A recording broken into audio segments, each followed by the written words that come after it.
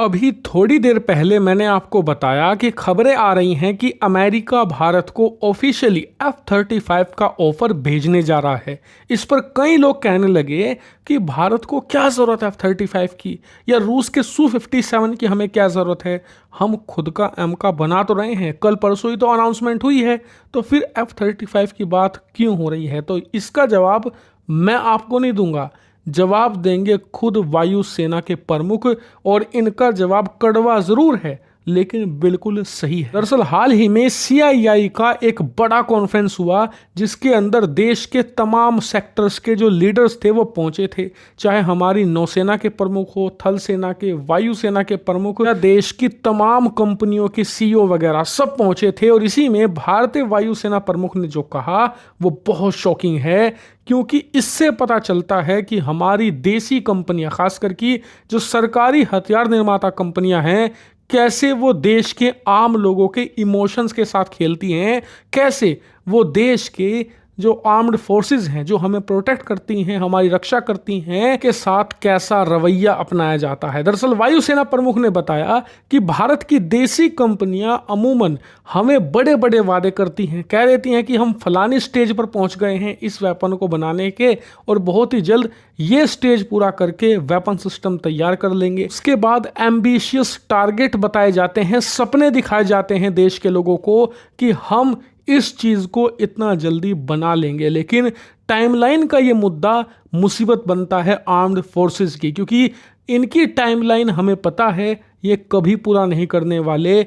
हमें एक्चुअल में ज़मीनी हकीकत पता होती है, इसीलिए हम खरीदते हैं हथियार, और इस पर क्रिटिसाइज किया जाता है सेनाओं को कि आप देशी छोड़कर विदेशी हथियार क्यों खरीद रहे हैं। लेकिन सच्चाई ये है कि ये देशी कंपनियां कभी समय पर प्रोजेक्ट पूरा नहीं कर पाती, जिस वजह से सेनाएं कमज़ोर होती है। जी हाँ, उन्होंने स्पेसिफिकली कहा है वायुसेना कमजोर पड़ रही है और इसे ताकतवर बनाना हम सब की जिम्मेदारी है। और इससे आप अंदाजा लगा सकते हैं कि हमारी वायुसेना कितने बड़े संकट का सामना कर रही है, क्योंकि जब एक वायुसेना का प्रमुख खुले में आकर बोलता है ना कि हम इस समय समस्या से जूझ रहे हैं, तो आप अंदाजा लगा लीजिए कि अंदर तक असल में कितनी बड़ी दिक्कतें होंगी। तो देखिए, हम लोग भी वीडियो बना लेते हैं, आप लोग भी कमेंट कर देते हैं कि वायुसेना को F-35 नहीं खरीदना चाहिए, या रूस का Su-57 नहीं खरीदना चाहिए, MK बन तो रहा है, कुछ साल वेट नहीं कर सकते क्या।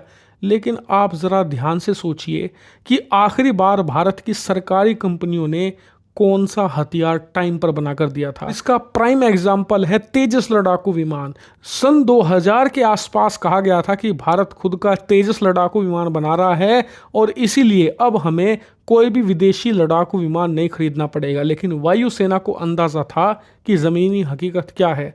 उन्होंने समय रहते रूस से सुखोई 30 खरीदा। इसके अलावा हमने कुछ और लड़ाकू विमान अपने सेना के अंदर ऐड करे, और उसकी बदौलत आज भी हमारी वायुसेना दुनिया की चौथी सबसे शक्तिशाली वायुसेना कहलाती है।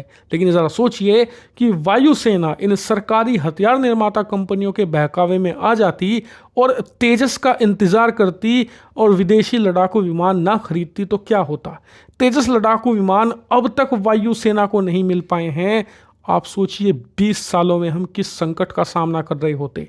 इसीलिए जब आप वायुसेना को क्रिटिसाइज करते हैं, उनकी आलोचना करते हैं कि आप विदेशी हथियार क्यों खरीद रहे हैं, देसी कंपनियों के हथियार क्यों नहीं खरीदते, तो आप एक बात ध्यान रखिएगा कि वो हमसे बेटर जानते हैं। उन्हें ज़मीनी हकीकत पता है, उन्हें पता है कि हथियार निर्माता कंपनी क्या खेल खेल रही है। इसीलिए इसका परमानेंट सोल्यूशन भारत को करना होगा, और वो है प्राइवेटाइजेशन, यानी कि तेजी से निजीकरण करना पड़ेगा इन सरकारी कंपनियों का, वरना हालात सुधरने वाले नहीं हैं। और हाँ, MK लड़ाकू विमान जो हम बना रहे हैं उसमें सरकार को अब डंडा मजबूत करने की ज़रूरत है, वरना कह तो रहे हैं कि 2030 तक बनाकर उड़ा देंगे, लेकिन आपको ये 2035-40 तक देखने को नहीं मिलेगा अगर हमने डंडा मजबूत करके नहीं रखा तो, और समय समय पर इनसे प्रोग्रेस रिपोर्ट नहीं ली तो। हालांकि वायुसेना प्रमुख के इस बयान पर और पूरी की पूरी डिफेंस इंडस्ट्री पर आपका क्या मानना है, कमेंट करके ज़रूर बताइएगा।